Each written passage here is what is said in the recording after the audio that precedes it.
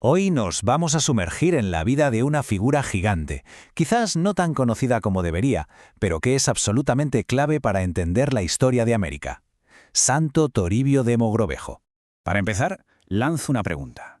¿Qué puede llevar a una persona a recorrer el equivalente a dar la vuelta al mundo, a pie y en mula, por uno de los terrenos más duros y complicados del planeta?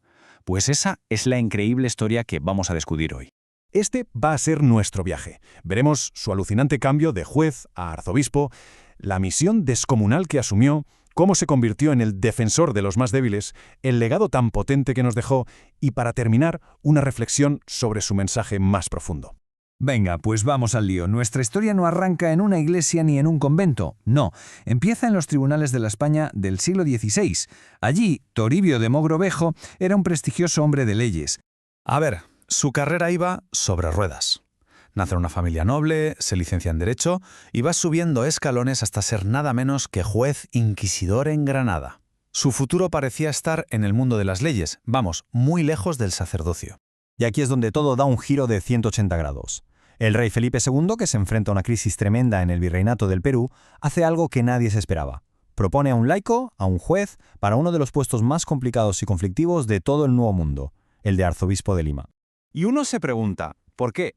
Pues porque el Perú de entonces era un auténtico caos. Los abusos eran constantes y hacía falta orden. El rey entendió que no necesitaba tanto a un teólogo, sino a un gestor, a un jurista con mano firme y con un sentido de la justicia que no se pudiera comprar. Y ese era Toribio. Así que, de la noche a la mañana, a Toribio lo ordenan sacerdote y obispo a toda prisa y cruza el Atlántico. Pasemos ahora a ver la escala del desafío que le esperaba al llegar a América, porque es que era algo brutal. 6 millones de kilómetros cuadrados. Es una cifra que cuesta hasta imaginar, ¿verdad? Pues esa era la extensión de la archidiócesis de Lima. Una tarea titánica, casi imposible para una sola persona. Para que nos hagamos una idea real de lo que hablamos, su parroquia incluía lo que hoy son, en parte o en su totalidad, 7 países. Era una responsabilidad de escala continental, una auténtica locura. Pero ojo, que el problema no era solo el tamaño. Lo que se encontró allí fue una tierra herida, una sociedad rota por la violencia, la explotación de los indígenas y con un clero que la verdad dejaba mucho que desear. El orden y la justicia de los tribunales de Granada parecían estar a años luz de distancia.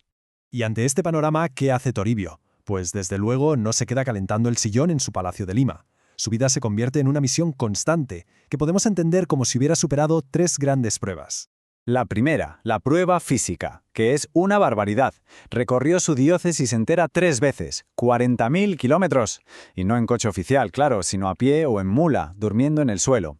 Luego, la cultural. Se dio cuenta de que no podía evangelizar de lejos, así que se puso a aprender quechua y aymara para hablarle a la gente en su idioma. Y por último, la prueba moral. Usó toda su experiencia como juez para plantarle cara a virreyes y a quien hiciera falta para defender a los indígenas. Se ganó enemigos muy poderosos, por supuesto. Y esta frase lo resume todo. Esto es lo que respondía Toribio cuando las autoridades le presionaban. Tenía muy claro a quién le debía lealtad, y no era al poder de este mundo. Su brújula moral, era incorruptible. Claro, todo este esfuerzo, toda esta entrega tenía que dar fruto, ¿no? Y vaya si lo dio. Vamos a ver ahora cómo su trabajo fue clave para construir la iglesia en buena parte de Sudamérica.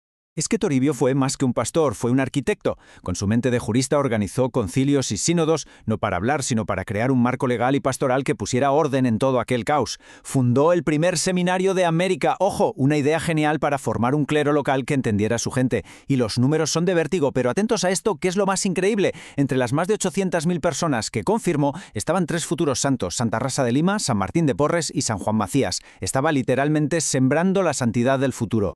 Y su final es el broche de oro, el resumen perfecto de su vida. No murió en un palacio rodeado de lujos, murió en plena misión, un jueves santo, en una capilla indígena pequeñita, rodeado de la gente que fue el centro de toda su existencia. Murió pobre, claro, porque todo lo que tuvo lo había dado. Y todo esto nos lleva, claro, a la última parte, a la reflexión. Porque en la vida de Toribio, más allá de ser una aventura histórica increíble, nos deja una lección espiritual muy, muy potente. Aquí está la clave de todo. Nuestro gran tesoro es el momento presente.